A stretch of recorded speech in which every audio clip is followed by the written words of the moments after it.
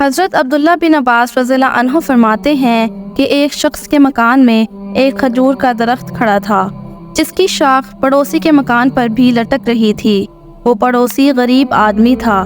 جب یہ شخص اپنے درخت پر کھجوریں توڑنے کے لیے چڑھتا تو حرکت سے کچھ کھجوریں پڑوسی کے مکان میں بھی گر جایا کرتی، جن کو اس کے غریب بچے اٹھا لیا کرتے۔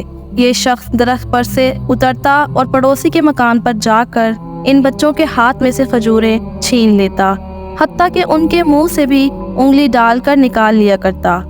اس فقیر نے حضور صلی اللہ علیہ وآلہ وسلم سے اس کی شکایت کی۔ حضور صلی اللہ علیہ وآلہ وسلم نے سن کر فرمایا کہ اچھا جاؤ۔ اس کے بعد کھجور کے مالک سے حضور صلی اللہ علیہ وآلہ وسلم نے فرمایا کہ تمہارا فلاں کھجور کا درخت جو فلاں شخص کے گھر میں جھک رہا ہے، وہ تم مجھے اس وعدے پر دیتے ہو کہ تمہیں اس کے بدلے میں جنت میں کھجور کا درخت مل جائے۔ اس نے عرض کیا کہ حضور اس کے اور بھی خریدار ہوئے اور میرے پاس اور بھی درخت ہیں، مگر اس کی کھجوریں مجھے بہت پسند ہیں، اس لیے میں نے فروخت نہیں کیا، اور یہ کہہ کر اس کے دینے سے عذر کر دیا۔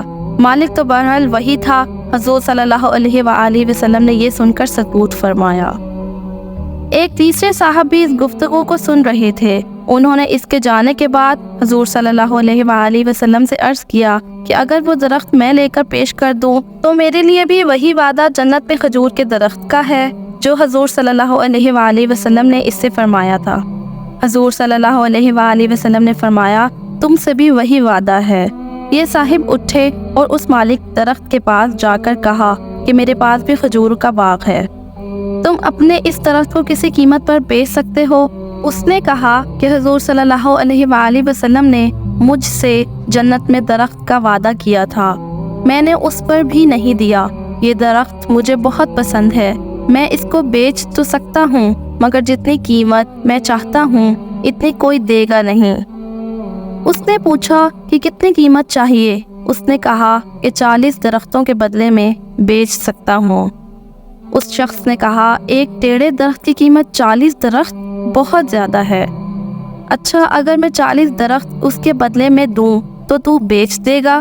صاحب درخت نے کہا کہ اگر تو اپنی بات میں سچا ہے تو قسم کھا کہ میں نے 40 درخت ایک درخت کے بدلے میں دے دیے۔